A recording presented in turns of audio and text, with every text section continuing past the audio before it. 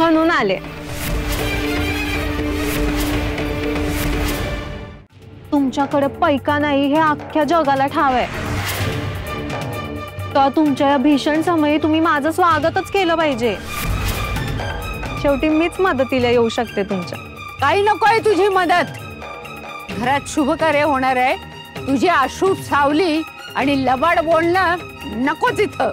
मग सखूला जे अंगभर सोनं लागणार आहे ते काय ढगातून येणार आहे की काय?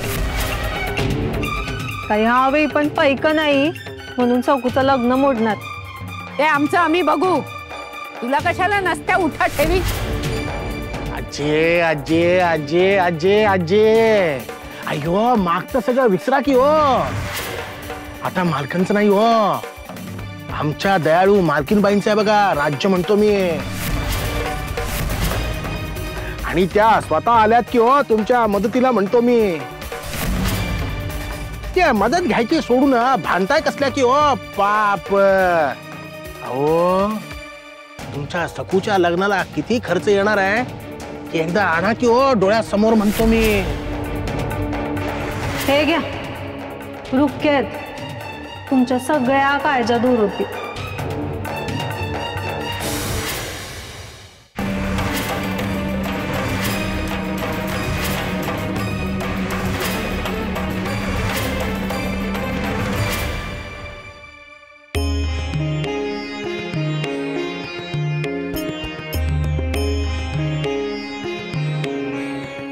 कान अगदी तृप्त झाले बाळा तुझं गाणं ऐकून।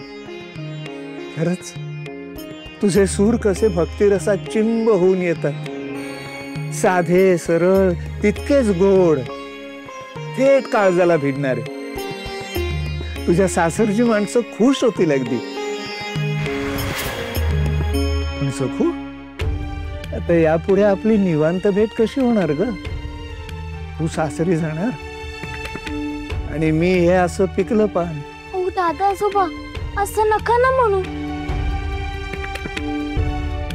लग्न झालं नाही तर किती वाईट वाटेल हो तुम्हाला दादा।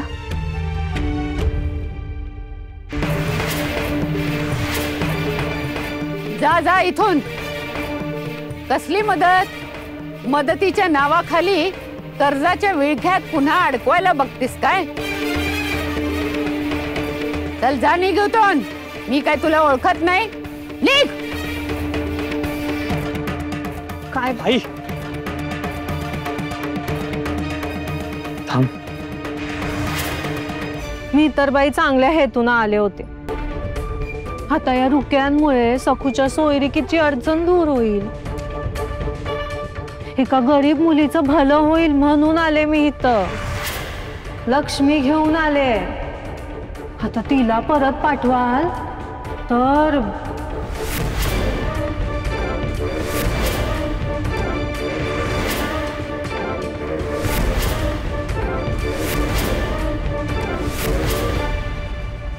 यमुने यमुने यमुने अगं हे काय नवीनच?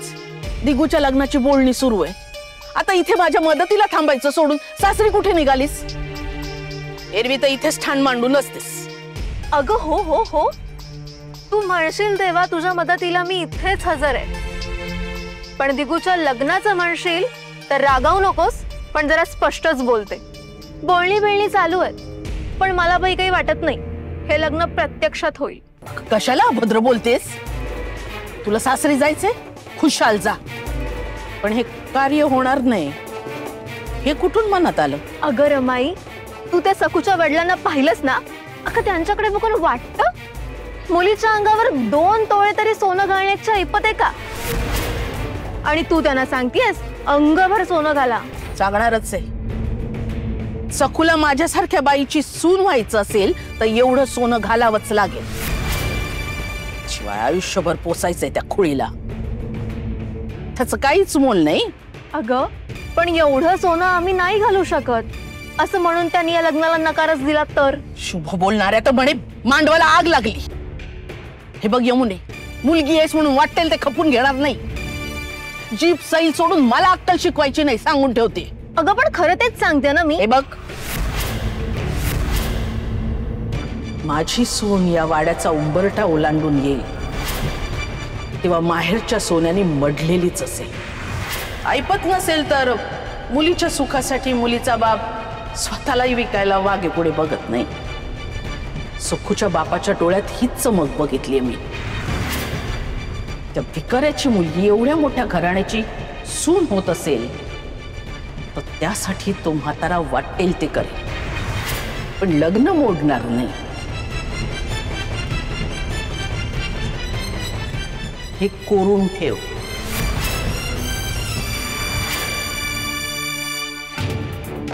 मला सांगा शिवप्पा, तुम्ही ज्या सखूसाठी मालकांची 2 हात केले, जिच्यासाठी जीवावर उदार झाला, तुम्ही फक्त तुमच्या त्या लाडक्या सखूचाच विचार करा. आमच्या मानपानाचा घोर नका हो लावून घेऊ. आणि आजी काय बी बोलू दे, पण माझा जीव तुटतो सखूसाठी. घरंदाज घराण्याची सोयरी खाली आहे सखूला. सोनं होईल तिचं सोनं, पण जर ही पैक्यांची थैली घेतली तरच.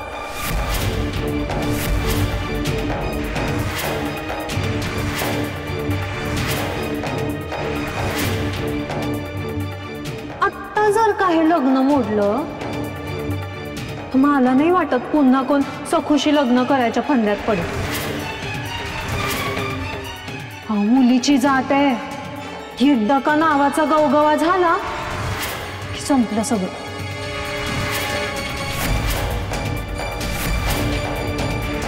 घ्या थाटात लग्न लावा सखूचं. घ्या. अरे अप्पा, कसला विचार करतोयस? हिच्या भूल तापानं बळी पडू नकोस. नागिन आहे ती, नागिन. विठुरायाच्या कृपेनं आपण कर्जमुक्त झालो तर ही पुन्हा त्या कर्जाच्या विळख्यात ओढायला आली आहे. हिच्या बोलण्यात येऊ नकोस. अयो आजी, अहो विचार करा की हो, तुम्ही भानावर येऊन म्हणतो मी. तुमच्याकडे नाही हो दुसरा मार्ग म्हणतो मी. हे हातातली संधी सोडू नका हो बाप.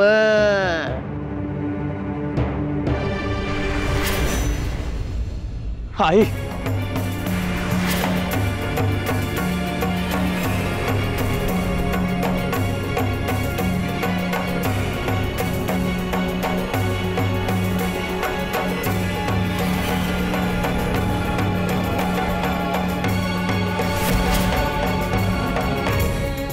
आई, फक्त ऐकून घे.